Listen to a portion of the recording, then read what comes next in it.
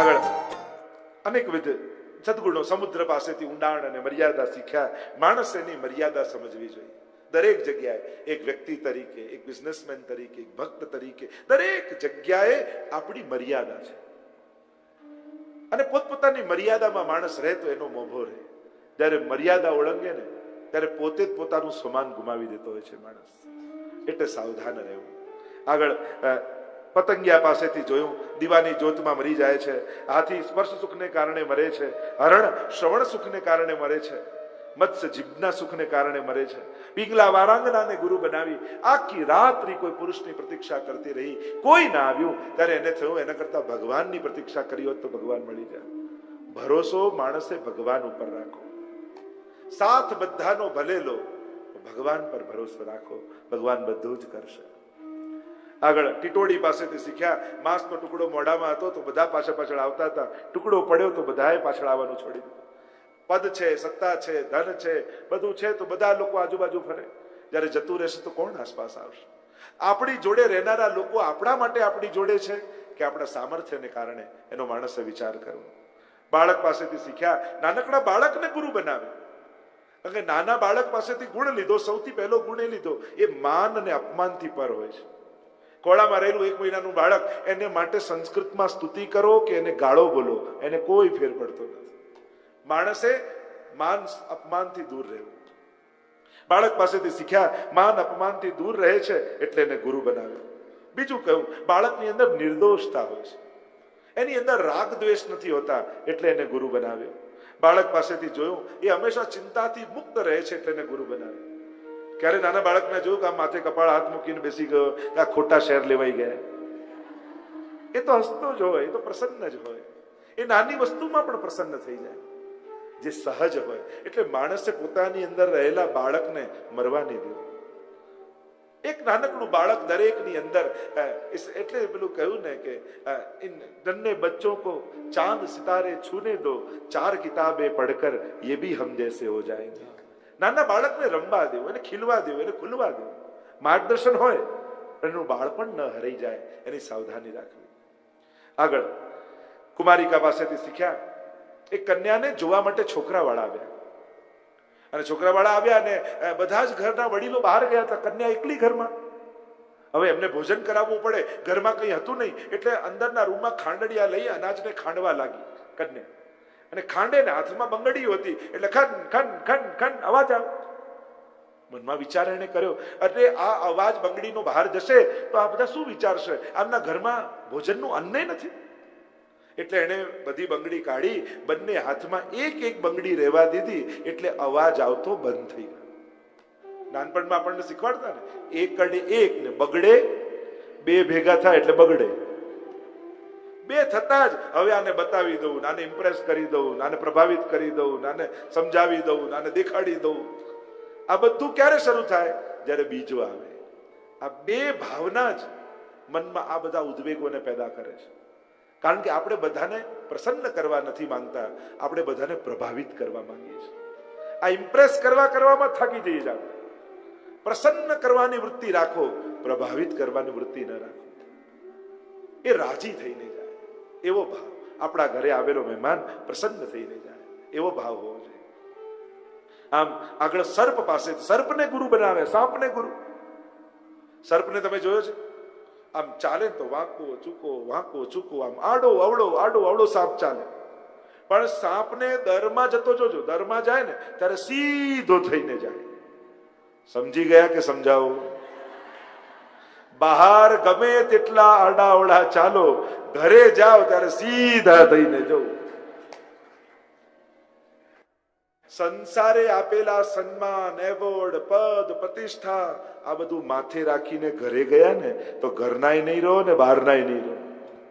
ઘરે જાઓ તો કેવલ પિતા બનીને, પતિ બનીને, પત્ની બનીને, ભાઈ બહેન બનીને, સંબંધી અને સ્વજન બનીને ઘરે જજો.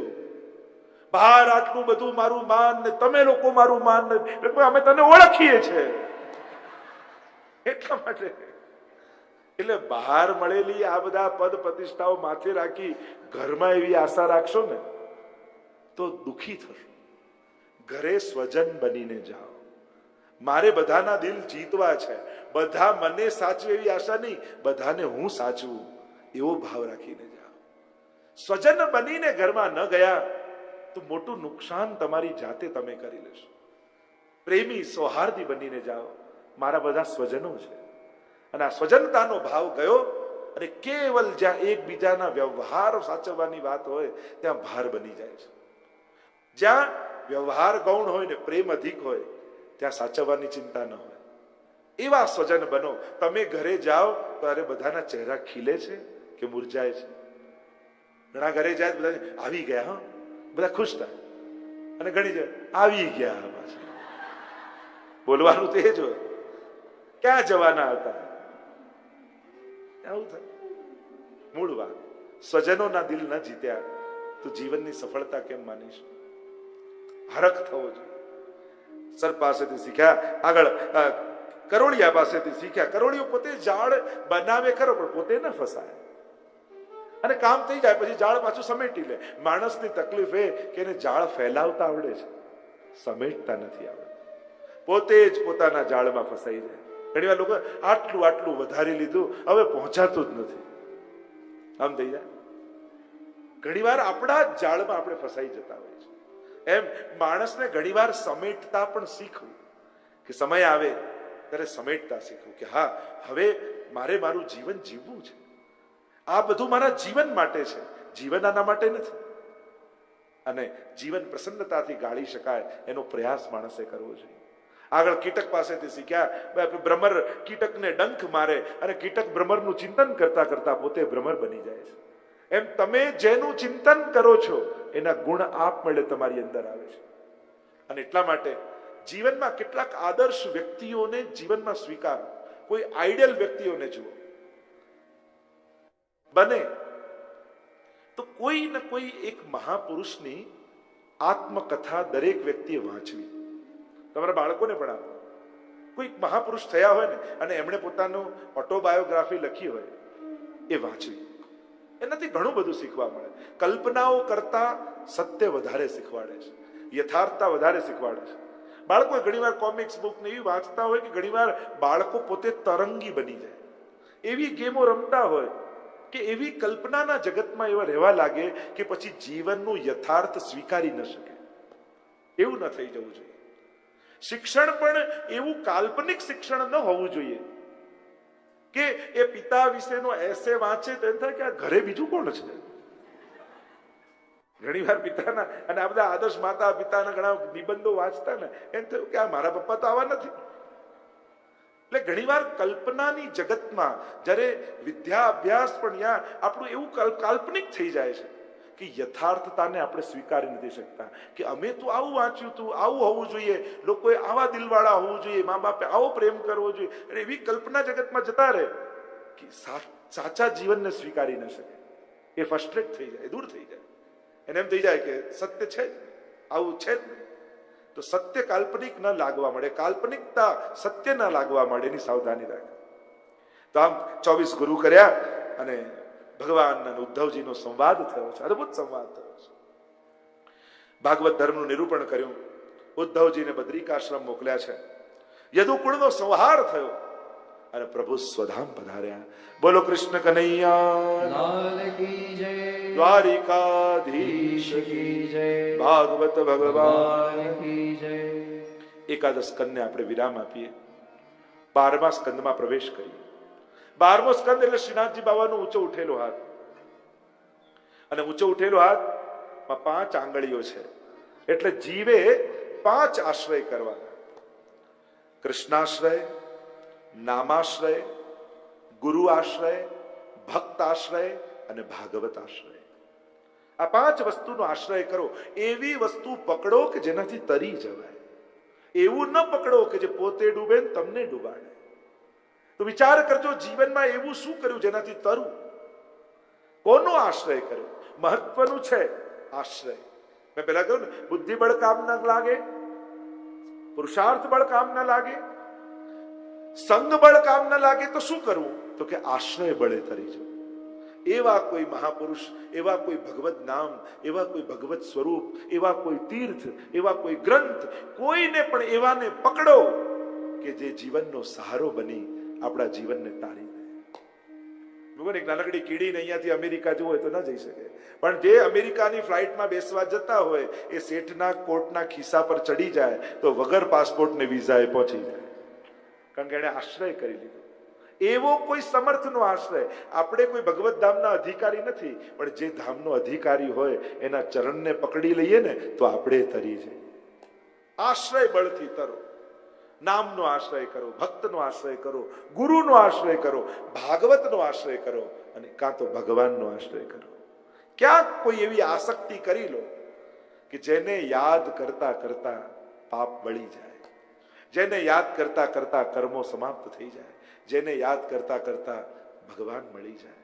એવા કોઈનો આશ્રય કરી અને એને અનન્ય ભાવે પકડી રાખો. તમારી અનન્યતા તમને તારી દેશે. આમ 5 આશ્રયની વાત આવી. પ્રભુ હવે જે આપ કહેશો એ કરવું છે. કેટલી મોટી વાત થઈ જાય. તારી આજ્ઞામાં રહેવું છે.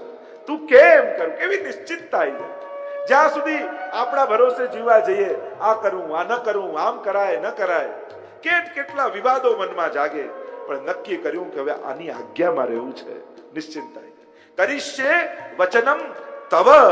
ગીતાજીનો સાર આવે. તું કેમ કર. અમારો શ્રીનાથજી બાબા નિકુંજના દ્વાર ઉપર ઉભો રહી તમને શરણે બોલાવે છે. આવ આવ આવ. અને શરણે આવો ને એટલે તમારા હૃદયને મુઠ્ઠીમાં બંધ કરી લે. હવે તું મારો થઈ ગયો. બધો જ ભાર મૂકી દે. હવે તો ભાવમાં જીવ, ભારમાં નહીં. આશ્રય લીલાણ એ 12મો સ્કંદ છે. પ્રભુ મારો આશ્રય દ્રઢ કરજે. દ્રઢઈને ચરણને કેરો ભરોસો. આશ્રય અનન્ય આશ્રય. એવો આશ્રય કે આપે તો તું, નહીં તો તારા સિવાય જોઈતું નથી. જોઈએ તો તારા હાથે, નહીં તો અમને ન જોઈએ. આવો અનન્ય આશ્રય. કલયુગના રાજવંશોનું વર્ણન આવે. કેવો કલયુગ આવશે એની ચર્ચા થઈ. કલયુગના લક્ષણો બતાવ્યા છે. આ કલીનો યુગ. કલી એટલે ક્લેશ, ક્લેશનો યુગ છે.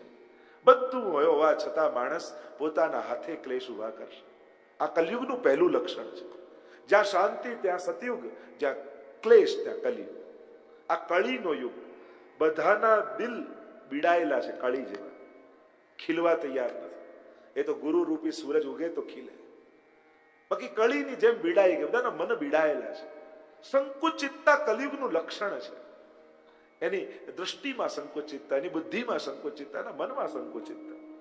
મન સંકોચાયું છે, ખીલતું નથી. અનેક અનેક લક્ષણો કલિયુગના આપ્યા છે. કલિયુગના રાજવંશોના વર્ણન આપ્યા. કેવા કેવા રાજા થશે. અને એવા સમયે બોલો કલ્કી નારાયણ ભગવાન કી જય. કલ્કી ભગવાન પ્રગટ થશે ઓરિસ્સામાં, સંબલપુરમાં. અને ત્યાંથી સફેદ ઘોડા ઉપર સવાર થઈ અને કલિયુગનો નાશ કરી પુનઃ સતયુગની સ્થાપના કરશે. ભાગવતમાં ભવિષ્યનું પણ વર્ણન છે. કેવો કેવો સમય આવશે. અત્યારે તો કલિયુગનું પહેલું ચરણ છે. લોકો અત્યારે થાકી ગયા. હવે તો થાકી ગયા. કેવો કલિયુગ આવ્યો. અને પછી લોકો ઘણી વાર અતિશયોક્તિ કરી દે. બસમાં ચડ્યા હોય જગ્યા ન મળે તો હવે તો કલિયુગ આવી ગયો. એને તો એમાંય કલિયુગ આવી. એનું ધાર્યું ના થાય તો કલિયુગ. આ કળયુગ છે. કળનો યુગ છે, બળનો યુગ નથી. કળયુગ છે. આમાં તાકાત નહીં વાપરવાની, કલિયુગમાં સમજ વાપરવાની. બળનો યુગ તો પહેલા હતો કે અનાજ ખાંડવું હોય તો કેટલો બળ વાપરો ત્યારે ખંડાય. હવે તો કળ, સ્વિચ દબાવો, ઘરઘંટીમાં લોટ ઢળાઈ જાય. પહેલા તો કપડા ધોવા છે, નદી કિનારે જાય, કપડા ધોઈને પાછા આવે. વિચાર કરો હવે પાછું આવું શરૂ થાય તો ભાવે કેવી દશા થાય. કળનો યુગ. વોશિંગ મશીનની કળ દબાવો, ધોવાઈ જાય. બસ મશીન કળથી વાપરો છો તો માણસો જોડે કળથી ઉપયોગ કરતા કેમ નથી આવડતો? ત્યાં કેમ બળ વાપરવાની કોશિશ કરો? બળ તો આંખનું હોય. લોકો આંખ કાઢીને બળ વાપરે. જીવા વચનોનું, વાણીનું બળ હોય, પણ વિચારોનું બળ વાપરો. આ યુગમાં તાકાત વાપરવા જશે ને એ આંખે ચડી જશે. અત્યારના યુગમાં કળ વાપરો. યુક્તિ આવડે છે કામ કઢાવવાની? તમને યુક્તિનો યુગ છે, કળનો યુગ છે. હોશિયારી જોઈએ. એ કળ જો શીખી ગયા તો બધાને વાલાએ થશો અને કામે થશો. આપણી ખોટી ધારણા પડી ગઈ છે કે ખીજાવ તો જ કામ થાય. એવું બી જરૂરી નથી. હવે વ્યવસ્થાનો યુગ છે. હવે વાત કરવાનો યુગ છે, હવે કન્વિન્સ કરવાનો યુગ છે. એ તમને આવડે છે, એ જો શીખી જશો, કારણ કે હવે મેનેજમેન્ટનો યુગ આવ્યો ને, હવે બધી દોડવાનો સમય નથી. હવે જેમ જેમ સમય જતો જાય, એક જ માણસ કેટલી કંપનીઓ ચલાવતો હોય, કેટલા માણસોને ટેકલ કરતો હોય, કારણ કે મેનેજ કરે છે. હવે મેનેજમેન્ટનો યુગ છે, કળનો યુગ છે. એટલે એટલા માટે આ કળના યુગમાં યુક્તિ જો આવડી તો સફળ થશો, નહીં તો થાકી જશો. સંકીર્તન જ એકમાત્ર ઉપાય રહી જશે. ભગવાનનું નામ જ કલિયુગમાં એક આશ્રય રહી જશે. અને એટલા માટે મહાપ્રભુજી એ જ કહે છે કે યદા બહિર્મુખાયુયમ ભવિષ્યત કથંચન તાદા કાલ પ્રવાહસ્તા દેહ ચિત્તા દયોપ્ય. જો તમે કલિયુગમાં બહિર્મુખ થયા તો કાળના પ્રવાહમાં વહી જશો. કલિયુગથી બચવા માટે એક આદત જરૂર પાડો, રોજ 2 મિનિટ પણ ઠાકોરજી આગળ ઊભા જરૂર રહેવું. બસ સન્મુખતા રાખો, કેટલા દુર્ગુણોથી બચી જશો. તમે તો ભાગ્યશાળી છો, તમારા ગામમાં હવેલી છે. નક્કી ન કરી શકો, રોજ એકવાર અથવા અઠવાડિયે એકવાર 2 મિનિટ પણ ઠાકોરજી આગળ ઊભો રહીશ. મને જ્યારે દેખાય પણ એ મને જોઈ રહ્યો છે એવો ભાવ રાખીને ઊભો રહીશ. એની દ્રષ્ટિ આપણા પર પડે ને તોય આપણા દુર્ભાગ્યો ટળી જાય. આમ કેટલુંય દોડી લઈએ પણ મંદિરે જવાનો ટાઈમ ન હોય. મંદિરે દર્શન કરવામાં 5 મિનિટ લાગે, પણ દર્શન કરવા જવું એ વિચાર આવતા આવતા 60 વર્ષ જતા રહે છે. નહીં તો દર્શન કરવામાં ટાઈમ નથી લાગતો, પણ એ જવાનો વિચાર આવતા આવતા જિંદગી જતી રહે છે. કેટલું અંતર જો વિચાર બુદ્ધિમાં હોય, બુદ્ધિથી પગનું કેટલું અંતર? 5 ફૂટ 5.5 ફૂટ.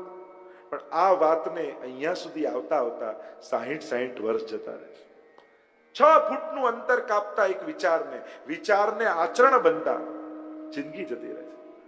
અને એટલા માટે સંજોગ છે, સમય છે, તમે ક્યારે કરશો?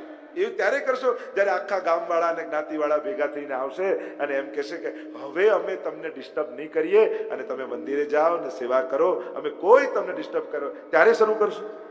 આવું થવાનું છે?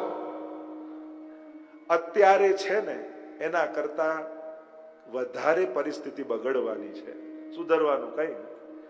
ચિંતાઓ વધવાની છે, મૂંઝવણો વધવાની છે, વ્યસ્તતા વધવાની છે, જવાબદારીઓ વધવાની છે.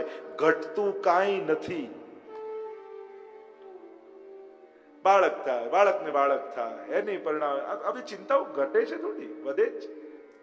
તો બહિર્મુખ નહીં થવું, સન્મુખતા રાખે. ઘરે બને તો ઠાકોરજીનું એક સ્વરૂપ પધરાવો. દરેકના ઘરે એક ખૂણો ભગવાનનો તો હોવો જ જોઈએ કે ત્યાંથી પસાર થાવ ને તો તમને યાદ આવે મારા ઘરે ભગવાન બિરાજે છે, ભગવાન મારી જોડે છે, મારી સાથે છે. તો પ્રભુનો આશ્રય એ જ એકમાત્ર ઉપાય છે કલિયુગમાં કહ્યું. અને આમ 4 પ્રકારના આગળ પ્રલયની વાત કહી. 4 પ્રકારના પ્રલય થશે. 7 દિવસ પૂરા થવા આવ્યા. સુખદેવજી કહેવા લાગ્યા, મહારાજ કોઈ પણ ઘડીએ, કોઈ પણ ક્ષણે તક્ષક આવતો હશે. મૃત્યુને કોઈ મારી શકતું નથી, મૃત્યુને કેવલ સુધારી શકાય છે. મૃત્યુને મારી નથી શકાય, સુધારી શકાય. તૈયાર થઈ જા રાજા, કોઈ પણ ઘડીએ તક્ષક આવતો હશે, તને દંશ દેશે ને તારું મૃત્યુ થઈ જશે. ગદગદિત થયેલા પરીક્ષિત મહારાજે સાષ્ટાંગ દંડવત પ્રણામ કર્યા. સિદ્ધોસ્મી અનુગ્રહિતોસ્મી. હું અનુગ્રહિત થયો છું આપની કૃપાથી. કોણ મરશે? હું તો અજન્મા છું, હું તો અમર છું. મને કોઈ બાળી શકતું નથી, મને કોઈ કાપી શકતું નથી, મને કોઈ ભીંજવી શકતું નથી. જે જન્મ્યું છે એ જશે. આ દેહ જન્મે ને દેહ મરે.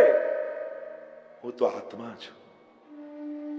ભાગવતના એક એક શબ્દ મારા રોમ રોમમાં વ્યાપી ગયા છે.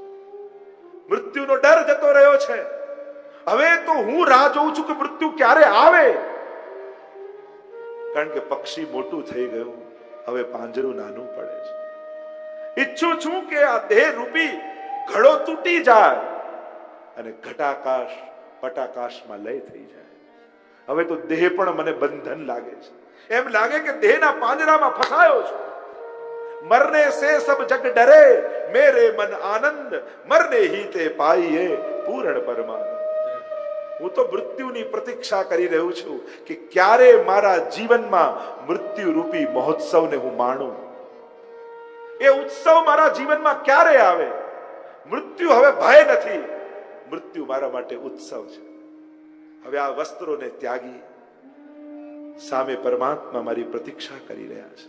ગુરુદેવ, ભય નથી, હવે તો કણ કણમાં ઈશ્વર દેખાય છે. એ સામે શ્રીનાથજી બાબા ઉભો છે અને મને બંને હાથ ફેલાવી બોલાવી રહ્યો છે, આવ મારી પાસે આવ, આવ. અનંત જન્મોનો અંતરાય આપણો થયો. એ જીવાત્મા રૂપી બાળક આ પરમાત્મા રૂપી માં તારી પ્રતીક્ષા કરી રહી છે. સુખદેવજી કહેવા લાગ્યા, જ્યાં સુધી હું અહીંયા છું ત્યાં સુધી મૃત્યુની પણ તાકાત નથી કે તારો સ્પર્શ કરી શકે. પણ હવે ભગવાનની ઈચ્છાને માન આપવાનો સમય છે. હવે મારે જવાનો સમય છે. સાષ્ટાંગ દંડવત કર્યા. સુખાસન પર શાંત થઈને પરીક્ષિત મહારાજ બિરાજી ગયા અને સુખદેવજી કોઈ ઓર પરીક્ષિતની શોધમાં આગળ નીકળી ગયા.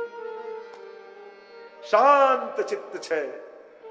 દિવ્ય પ્રકાશ પરીક્ષિત મહારાજના રોમ રોમમાંથી આવી રહ્યો છે.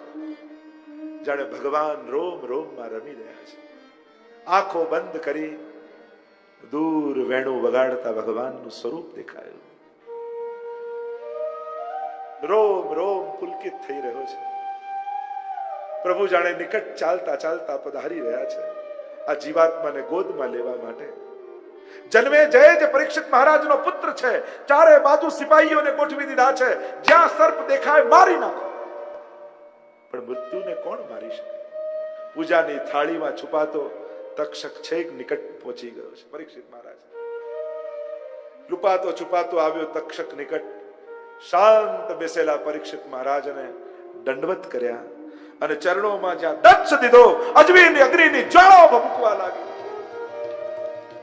અને જ્યાં અગ્નિની જ્વાળાઓમાં દેહ નાશ પામ્યો. પરીક્ષિત મહારાજ છલાંગ મારી બહાર આવ્યા. દોડતા દોડતા દોડતા કૂદકો મારી એ પરમાત્માની ગોદમાં ચડી ગયા. બોલીએ પરીક્ષિત મહારાજ કી જય, ભાગવત ભગવાન કી જય. જીવતા જીવન મુક્તિનો અનુભવ કરી લે. અને આમ ગંગાજીના કિનારે સુખદેવજીએ કથાને વિરામ આપ્યો.